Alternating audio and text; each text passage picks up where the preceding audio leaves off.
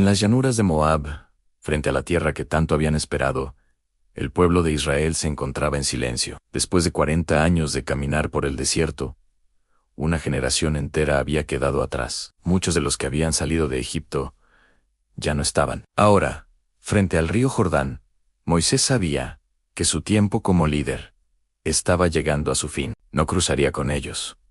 Pero antes de partir, debía hacer algo esencial. Recordarles quiénes eran, de dónde venían, y sobre todo, cuál era el pacto que los unía con Dios. Así comienza uno de los momentos más solemnes y profundos de la historia bíblica. La repetición de los 10 mandamientos no era una simple repetición mecánica de leyes antiguas, era un acto de amor, de advertencia y de esperanza. Moisés no hablaba como un juez distante, sino como un padre que se despide, como un pastor que quiere asegurarse de que su pueblo no se pierda. Cuando él ya no esté, el pueblo se reunió, las tiendas se alinearon. El viento del desierto parecía detenerse mientras Moisés alzaba la voz. Frente a él, había jóvenes que no habían estado en el monte Sinaí, niños que ahora eran adultos, hombres y mujeres que solo habían escuchado historias sobre el fuego, el trueno y la voz de Dios, grabando palabras en piedra. Moisés comenzó recordándoles el momento en que Dios los sacó de Egipto. No empezó con mandamientos, sino con identidad. Yo soy el Señor tu Dios, que te saqué de la tierra de Egipto, de casa, de servidumbre. Antes de exigir obediencia, Dios había mostrado liberación. Antes de pedir fidelidad, había regalado libertad. Moisés quería que el pueblo entendiera esto con claridad. En los mandamientos no eran cadenas, eran el camino para vivir como un pueblo verdaderamente libre. El primer mandamiento resonó con fuerza: no tener otros dioses. En un mundo lleno de ídolos visibles, de naciones que adoraban fuerzas de la naturaleza, estatuas y reyes, Dios recordaba a Israel que su relación con él debía ser exclusiva, no por celos humanos, sino porque solo él podía dar vida, protección y propósito. Luego vino la advertencia contra las imágenes. Dios sabía cuán fácil era reducir lo divino a algo que se pudiera controlar. Moisés explicó que Dios no podía ser encerrado en una figura, porque Él es vivo, presente y eterno. Adorarlo era una cuestión del corazón, no de objetos. El tercer mandamiento habló del nombre de Dios, no usarlo en vano. No significaba solo evitar palabras irrespetuosas, sino vivir de una manera coherente con ese nombre. Llevar el nombre del Señor implicaba representar su carácter en cada acción, en cada decisión. Cuando Moisés llegó al mandamiento del día de reposo, su voz se volvió especialmente cercana. Recordó al pueblo que el descanso era un regalo. En Egipto habían trabajado sin parar, sin dignidad ni pausa. Dios les había dado un día para detenerse, para recordar que su provisión no dependía solo del esfuerzo humano, sino de la fidelidad divina. El sábado no era una carga, era un recordatorio semanal de libertad y confianza. Después, Moisés habló del respeto a los padres, no como una regla fría, sino como el fundamento de una sociedad sana. Honrar a los padres significaba honrar la historia, la transmisión de la fe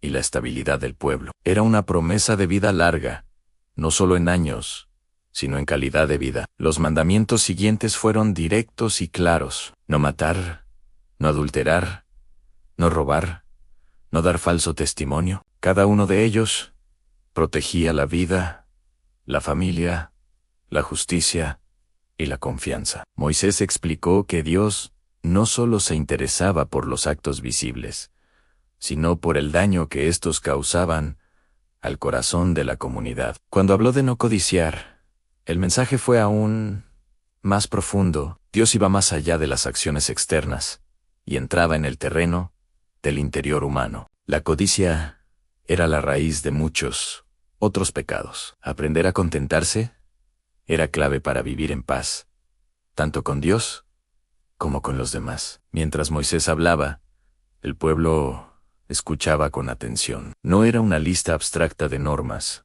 Era una guía para la vida en la tierra que estaban a punto de heredar. Una tierra con ciudades, campos, casas, abundancia y también tentaciones. Moisés sabía que el verdadero desafío no era sobrevivir en el desierto, sino mantenerse fieles en la prosperidad. El nudo del mensaje llegó cuando Moisés recordó cómo el pueblo había temido la voz de Dios en el Sinaí, y cómo habían pedido que él fuera el mediador, porque el temor los había sobrecogido. Dios había aceptado, pero también había dejado claro que deseaba un pueblo que le temiera y guardara sus mandamientos por amor, no solo por miedo. Moisés insistió una y otra vez: obedecer traería vida, desobedecer traería consecuencias. No porque Dios fuera cruel, sino porque él conocía el camino que lleva a la destrucción. La ley no era enemiga del pueblo, era su protección. El momento más emotivo llegó cuando Moisés,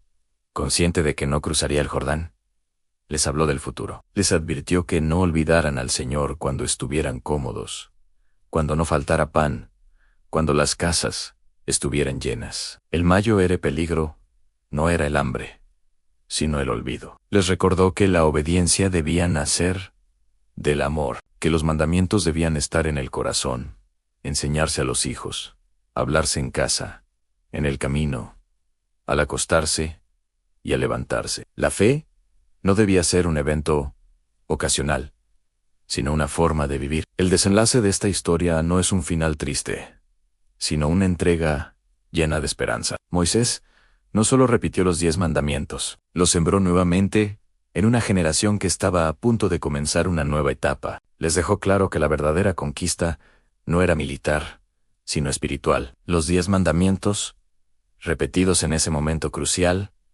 se convirtieron en una brújula, no solo para Israel, sino para todos los que, siglos después, leerían estas palabras. No son reglas antiguas sin sentido, sino principios eternos que apuntan a una vida plena, justa y cercana a Dios. Así, antes de despedirse, Moisés cumplió su última gran misión: recordar al pueblo que la obediencia no es una carga, sino una respuesta de amor a un Dios que primero los amó, los rescató y caminó con ellos en cada paso del desierto. Y ese mensaje, pronunciado en las llanuras de Moab, sigue resonando hoy en vivir conforme a los caminos de Dios.